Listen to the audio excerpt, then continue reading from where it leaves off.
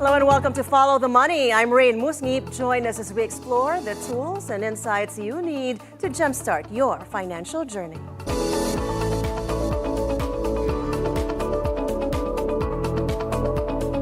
U.S. Secretary of State Antony Blinken dismissed President-elect Donald Trump's interest in taking over Greenland. As Trump reiterated his interest in taking control of the country Tuesday, the outgoing Secretary of State said it was obviously not a good idea and that it would not happen. We're stronger, we're more effective, we get better results when we're working closely with our allies, not saying or doing things that may alienate them. Having said that, it's the idea expressed about Greenland is obviously not a good one, but maybe more important, it's obviously one that's not going to happen. So we probably shouldn't waste a lot of time talking about it. Trump has said the U.S. needs Greenland for national security reasons and has refused to rule out force to take control of the vast Arctic island. Reports say Greenland's geographic position between North America and Europe enhances its strategic importance. The U.S. operates the Thule Air Base in Greenland, which is crucial for missile warning and space surveillance systems. Greenland holds significant economic and strategic value for the United States, primarily due to its abundant natural resources, such as fish and seafood, valuable minerals, including rare earth elements, precious metals, uranium, alleged untapped reserves of oil and natural gas. As climate change leads to melting ice, new Arctic shipping lanes are becoming accessible, and Greenland's location is pivotal for controlling these emerging trade routes, which could shorten global shipping times. The European Union will not let other nations attack its sovereign borders. That remark coming from France's foreign minister on Wednesday, responding to Trump's comments on Greenland. You are asking me if I think the United States will invade Greenland. The answer is no. Have we entered an era that sees the return of the survival of the fittest? The answer is yes. And so should we let ourselves be intimidated? Should we let worry take over? Of course not. German Chancellor Olaf Scholz expressed surprise at Trump's comments about Greenland and Canada. He said European partners agreed the inviolability of borders was a fundamental principle of international law. In my discussions with our European partners, a certain lack of understanding has emerged with regard to recent statements from the United States. The principle of inviolability of borders applies to every country, regardless of whether it is to the east or west of us. Every country must adhere to that, regardless of whether it is a small country or a very powerful nation. It is a fundamental principle of international law and a core component of what we call Western values. Donald Trump's claim that the U.S. doesn't need anything from Canada is simply false. Jonathan Wilkinson, Canada's energy minister and a potential candidate in the contest to replace Justin Trudeau as prime minister, tells Bloomberg the U.S. does not have easy alternatives to Canadian crude oil, uranium, potash, and other critical minerals. He warned that nothing is off the table when it comes to potential Canadian trade retaliation, including export taxes. Wilkinson will be in Washington next week and is working on lining up meetings with American lawmakers. Trump has repeated his pledge to put serious tariffs on all Canadian imports Tuesday, saying the U.S. does not need anything that Canada has. It's prompting some Canadian business leaders to call for an immediate election campaign, as Canada will have to make difficult choices, and it would be best made by a leader with a clear and fresh mandate. The country's parliament is suspended until March 24th, following Prime Minister Justin Trudeau's announcement Monday that he will leave office once his successor is chosen. A general election is not likely to happen before May. U.S. crude oil imports from Canada rose last week to the record high.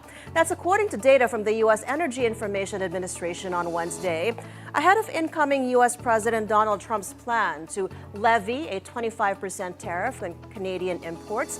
U.S. crude oil imports from Canada rose by 689,000 barrels a day in the week ended January 3rd, to 4.42 million barrels per day. That's the highest in records going back to June 2010 and the biggest week-on-week jump in imports from Canada since the week ended July 12 last year. Canada has been the top source of U.S. oil imports for many years and supplied more than half of the total U.S. crude imports in 2023. U.S. central bank officials raising new inflation concerns amid the reality of President-elect Trump's election victory on a platform of aggressive tariffs and deportation of some immigrants. According to minutes of the December session released on Wednesday, staff are suggesting the incoming administration's plans may slow economic growth and raise unemployment. That uncertainty, along with a full percentage point in interest rate cuts delivered by the central bank's policy-setting Federal Open Market Committee in 2024, added to arguments for pausing further reductions in borrowing costs. U.S. central bank officials, including Fed Governor Christopher Waller, on Wednesday said that while they expected more rate cuts this year, the pace and extent would depend on upcoming inflation data showing a further turn toward the central bank's 2% target. Well, U.S. stocks closed Wednesday with little movement as investors weighed two conflicting jobs reports and speculation that President-elect Trump is considering a national economic emergency declaration on inflation. The S&P 500 edged up by about 0.1%, while the Nasdaq Composite slipped by 0.6%. The Dow Jones gained 0.25%. Treasury yields have been moving the stock market since third week of December, kind of spoiling the Santa Claus rally that we were hoping for from Christmas into the new year. And today, as goes the 10-year, goes the stock market, which is what we've seen today. And there's been a bunch of events during the day today that have moved the bond market around, which are impacting stocks. In Europe, markets were mixed, investors remaining cautious amid mixed economic signals. In Mexico, President Claudia Sheinbaum joked that a North America that with the United States could be renamed Mexican America. That's in response to U.S. President-elect Trump's pledge to rename the Gulf of Mexico the Gulf of America. The president, who has jousted with Trump in recent weeks, used her daily press conference to give a history lesson, saying a historic name used in an early map of the region Mexican America, pointing at the map from 1607, showing an early portrayal of North America. Trump floated the renaming of the body of water which stretches from Florida to Mexico's Cancun Tuesday. Pienso que va a haber una buena relación. The United Nations recognizes the name Gulf of Mexico, but next, why don't we call it Mexican America? It sounds nice, doesn't it? The Constitution of Apatzingán called it Mexican America since 1607. So, let's call it Mexican America.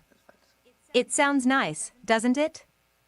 Gulf of Mexico since 1607, and it is also internationally recognized. Sheinbaum also said it was not true that Mexico was run by the cartels, as Trump said. Despite the back and forth, Sheinbaum reiterated that she expected the two countries to have a positive relationship. La presidenta fue elegida por el pueblo de México. I think there will be a good relationship. I don't see why there would be a bad relationship. I think President Trump has his own way of communicating.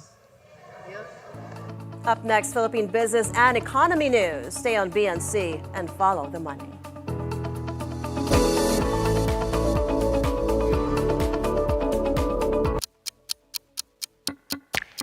At BNC, 12 noon doesn't mean break.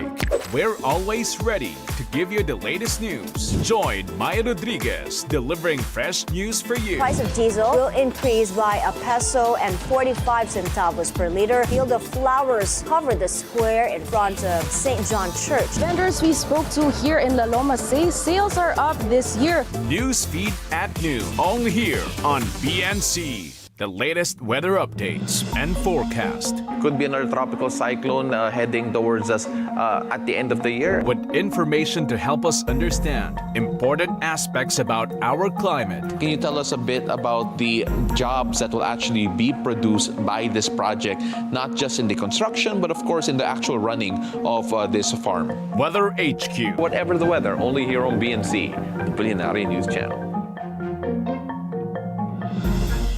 Magandang gabi, ako si Corina Sanchez Rojas. Magandang gabi, ako po si Pinky Webb. Simulan na natin ang agenda.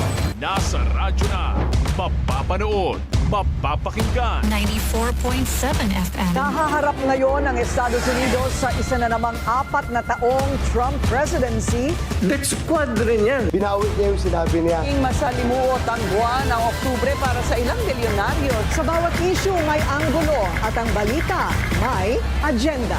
The questions. Why sounds very serious Seryoso, but watch no? it. Di ba parang, crime, may away pamilya, etc. The issues. Who are supposed to be on the faces of our bank, of our money? Bangko Sentral, no? There is a numismatic committee who meets and decides. We clarify matters. The 1,000 peso bill was changed from the 3 heroes of World War II to the Philippine Eagle. Pinky Webb is always on point.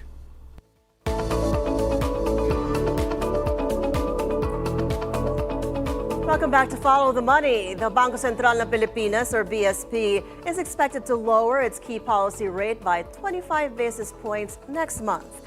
This projection comes from city economist Nalin Chuchotitam, who attributes the move to a stable inflation outlook and tight real policy rates.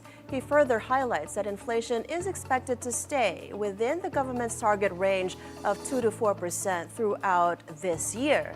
If implemented, the policy rate would drop to 5.5% from its current 5.75%, offering more affordable borrowing options.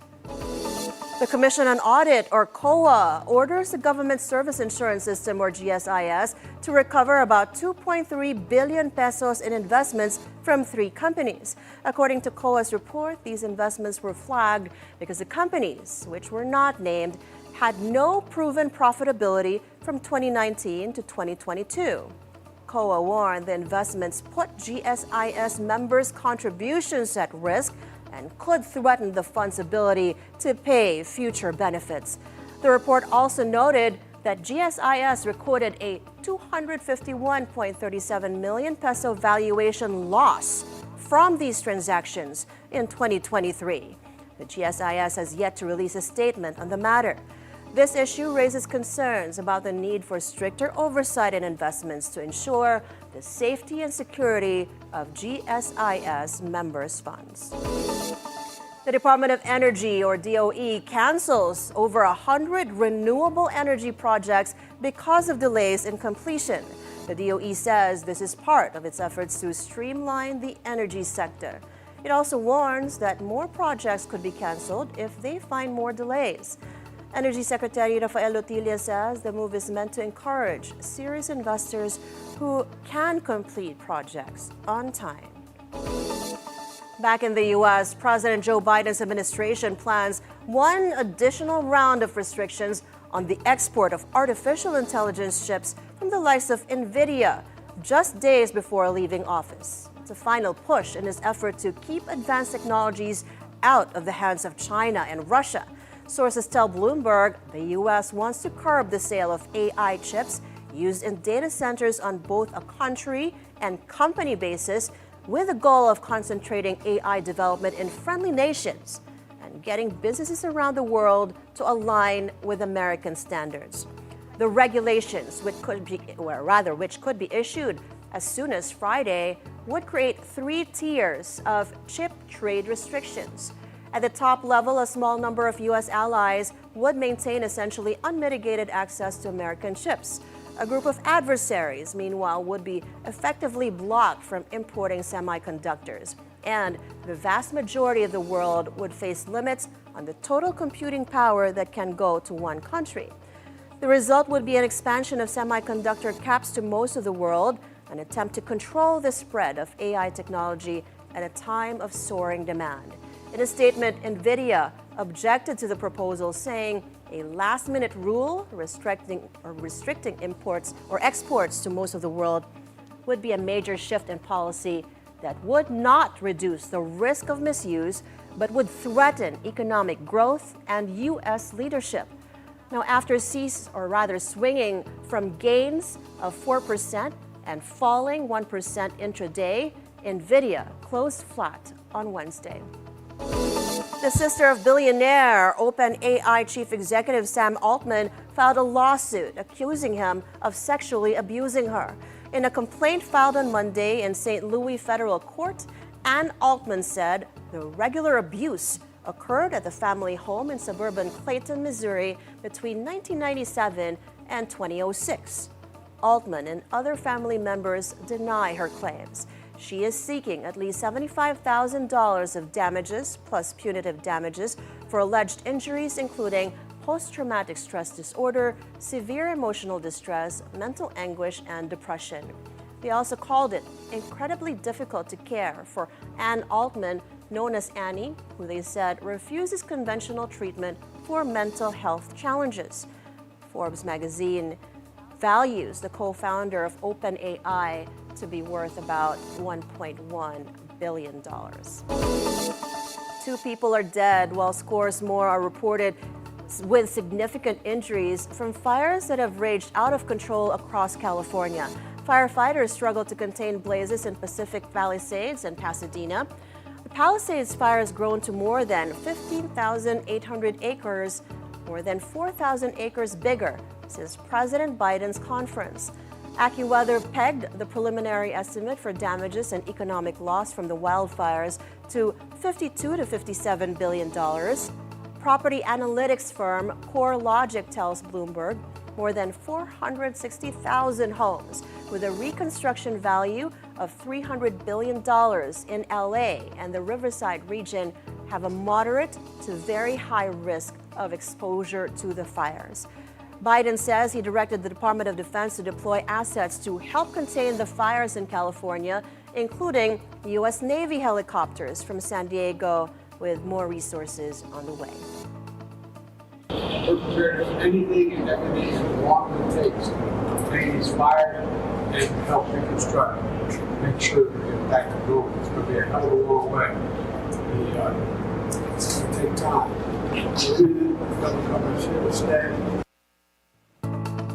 Hundreds of people who escaped in the dead of night were hunkered down at the Pasadena Convention Center, some sleeping under Red Cross blankets, others nursing wounds in wheelchairs as volunteers handed out water and bananas. Actually, it was out in the backyard hosing things down because the embers were really going crazy. And then finally, the sky was just bright orange. And I go, we got to go now. And I think we went at the right time because all of a sudden you see, like a tree starting to burn. The embers were horrible. They were the ones who were starting fires in the houses. What was interesting for me was the realization as I was choosing things, the things that I didn't choose. And it wasn't, sometimes you'd look at something, you go, you know what, I've had that for almost all my life, but you know what, I can let that go. I can let it go. I can let it go. And then I took photographs and things that meant something, a little figurine that my daddy bought for me when I was 5, or those kinds of things.